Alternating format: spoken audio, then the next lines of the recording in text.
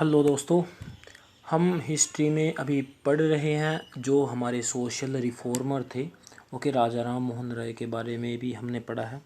तो हम आज पढ़ने वाले हैं देवेंद्र नाथ टैगोर जी के बारे में। ओके, देवेंद्र नाथ टैगोर ने क्या किया है, कब जन्म हुआ, आगे इन्होंने जो है अपनी लाइफ में क्या कुछ जो है वो किया है, किस सभा को ज्वाइन किया, क्या पत्रिका निकाली, क्या इनके व्यूज़ थे, कैसे इन्होंने जो है वो हमारे समाज को जो है वो बदलने की कोशिश की है, उनमें कंट्रीब्यूशन क्या रहा, वो सभी हम बड़े अच्छे से इस वीडियो में करने वाले हैं। पूरा कंप्लीट जो है आपको बड़े अच्छे से इसमें नोट्स मिलने वाले हैं। ओके, तो स्टार्ट करते हैं जी आज की वीडियो।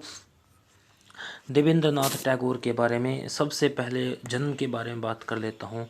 1817 में इनका जन्म होता है और मृत्यु हो जाती है जी 1905 में। तो हम पढ़ने वाले हैं 1817 से लेकर के 1905 तक का टाइम। ओके, जो कुछ भी इन्होंने इस समय किया है वो सभी हम इसमें कवर करने वाले हैं। तो इनका जो जन्म है वो टैगोर फैमिली में होता है कलकत्ता में। ओके, और टैगोर फैमिली का जो इतिहास रहा है, ओके, लगभग 300 साल पुराना रहा है। हर एक फील्ड में इन्होंने बड़े अच्छे जो है वो व्यक्तित्व जो है वो दिए हैं। ओके, तो कलकत्ता की एक लीडिंग फैमिली थी टैगोर फैमिली।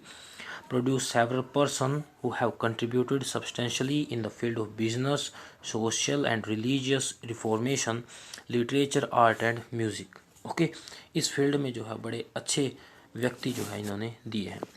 अगर मैं देवेंद्र नाथ टैगोर की बात करता हूँ तो ये फादर रहे हैं जी रविंद्रनाथ टैगोर के। तो रविंद्रनाथ टैगोर के क्या थे, फादर थे। देवेंद्र नाथ टैगोर 1817 से 1905 तक कलकत्ता में जन्म हुआ था।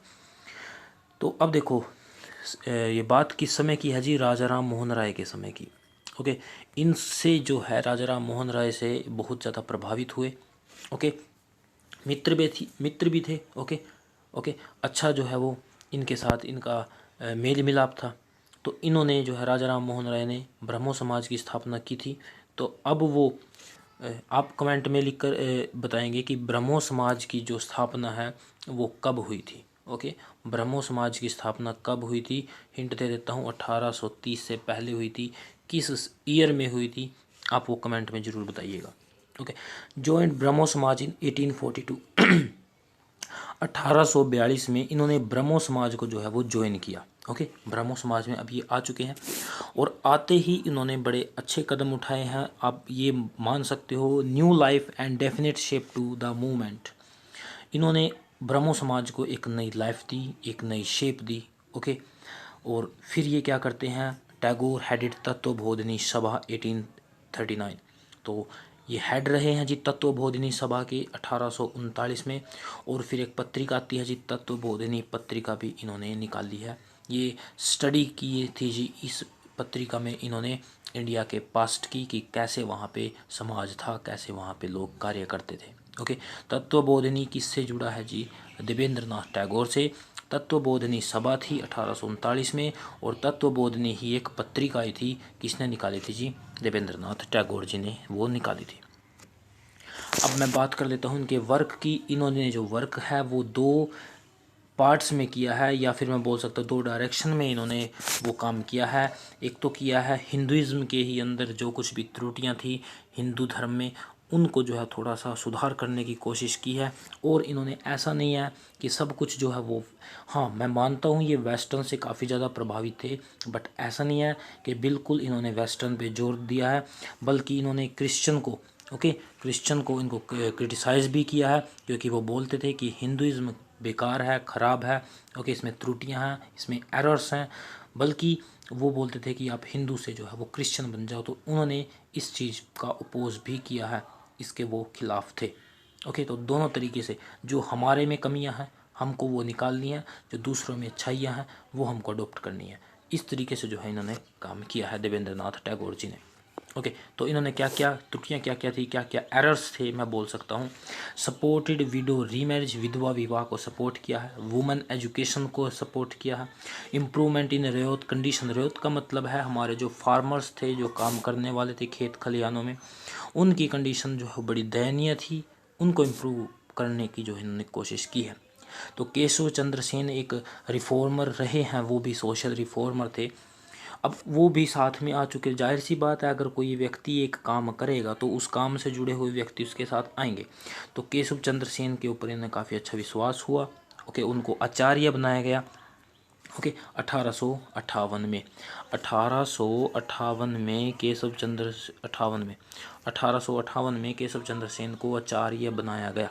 ओके, और इसकी जो ब्रह्मो समाज की जो ये थी ब्रांचेज थी, और तत्वबोधिनी सभा की जो ब्रांचेज थी वो बाहर भी जो है वो खोली गई। ओके, आउटसाइड ऑफ बंगाल से बाहर भी चले गए।